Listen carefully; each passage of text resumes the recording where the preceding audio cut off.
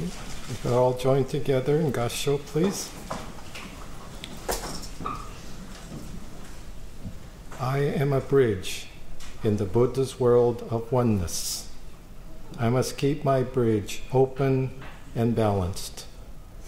I will try to reflect openly and honestly, speak encouragingly and truthfully, be kind and helpful, and do kind and helpful deeds, knowing that on what I do now and think, say, depends not only my happiness or unhappiness, but also that of others.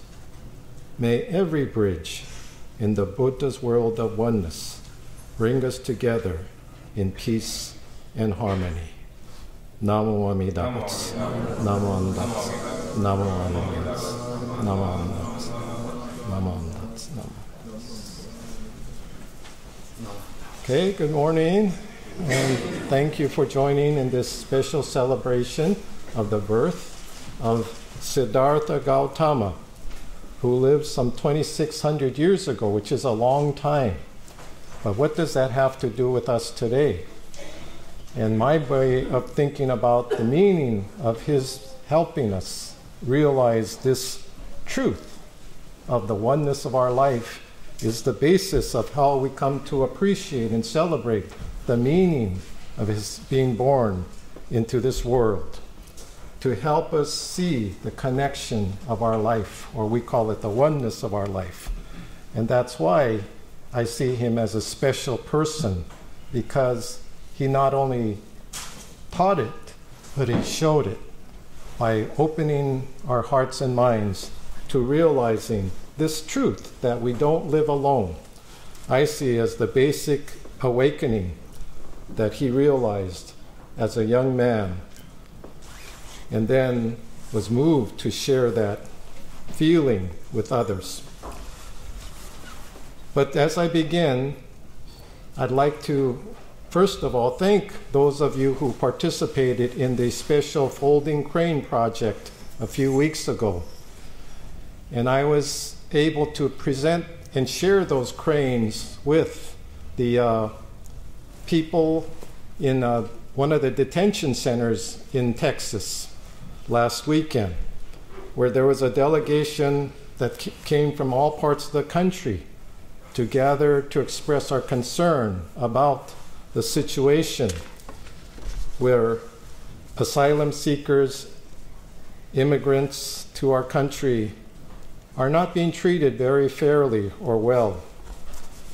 And in that sense of exclusion, a group of people felt that those of us who are either descendants or survivors of the incarceration of Japanese Americans some 70 years ago were moved to reach out, to express encouragement, support in a spirit of compassion and understanding.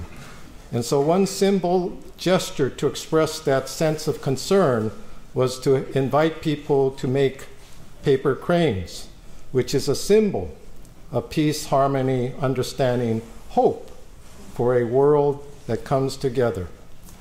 And so this is the basis of what that little project was intended to offer. But the initial projection was to assemble about 10,000 cranes. But in that short 2-week span, we ended up receiving 25,000 cranes, and and kind of put us off track a little bit, because we ended up having to spend the first night we arrived in Texas preparing those cranes in order to, on the next day, go to one of the detention centers and place those cranes on the perimeter fence to express to those inside the concern that for their well-being and encouragement that they would continue to persevere in these very difficult situations. So anyway, that's where I got the idea that, we're all familiar with the golden chain that links the world, but I see that we're like bridges, and we're bridges that connect, one shore to another, one location to another. And that's the idea of the bridge. In order to have any kind of stability, needs the balance of two sides. And in my sense, those two sides were the spirit of wisdom and compassion.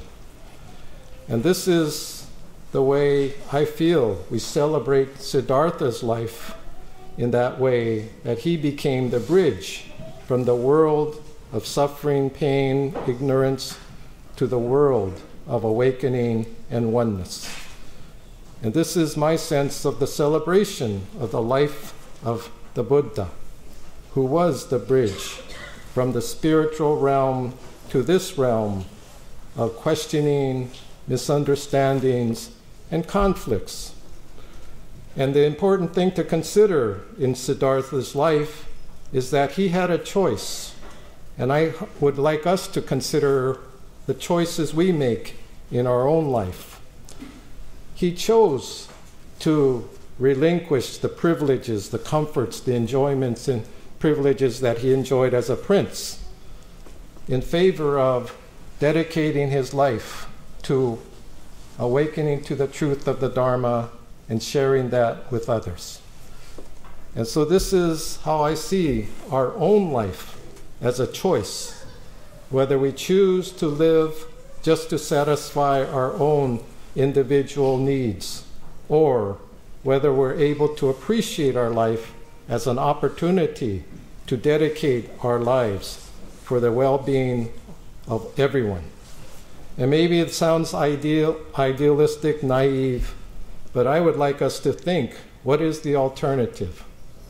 If we continue on this path of self-indulgence, just looking to satisfy our own ideals, our ideas of what I want, what I expect out of life, versus seeing how we are able to choose how we can contribute to the well-being of each other.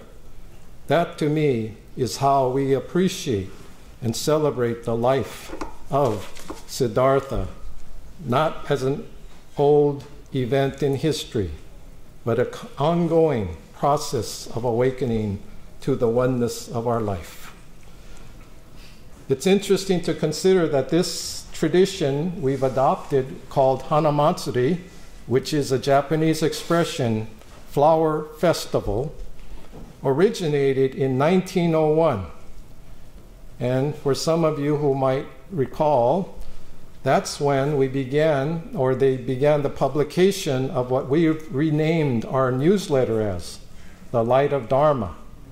It was in commemoration of the Buddha's birth in 1901 that people here in San Francisco got together as part of the Buddhist Church of San Francisco's English propagation to publish a newsletter labeling it or titling it Light of Dharma. And it's interesting to consider how at that same time, I don't know if it was around the same period, but apparently according to some historical records, there was a gathering of Japanese Buddhist scholars in Berlin, Germany. I kept thinking of all these ironies of all of this history, but these scholars were gathered for some kind of conference, and it was during their discussions that they thought of the idea of commemorating the Buddha's birth and calling it Hanamatsuri.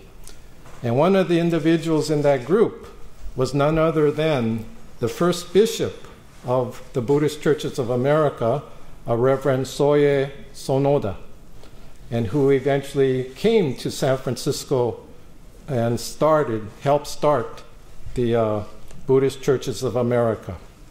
So this is the kind of history that we're all a part of in commemorating this special event today, in thinking about the basis of our spiritual life, and seeing how we are all links, or we are all bridges that help each other come and go through this brief moment in eternity we experienced as our life. And in the awareness that we have been preceded by generations of people who have taken the teachings of the Buddha to heart to share with succeeding generations so that we too can be part of that spiritual legacy. To enjoy the meaning of living is the opportunity of awakening to our oneness. So this is how I was thinking about this reflection and this version of a standard Dharma school reflection we've used through many generations now to help us sense the basic appreciation of our life in oneness with others. So again, that meditation, I am a bridge in the Buddha's world of oneness. I must keep my bridge open and balanced.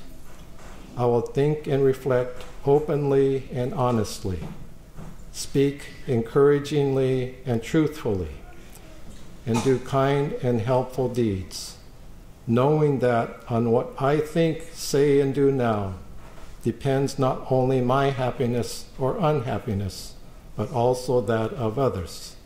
May every bridge in the Buddha's world of oneness bring us together in peace and understanding. Namo Amida Butsu. Namo Amida Butsu. Namo Amida Butsu. Namo Amida Butsu. Namo Amida Butsu.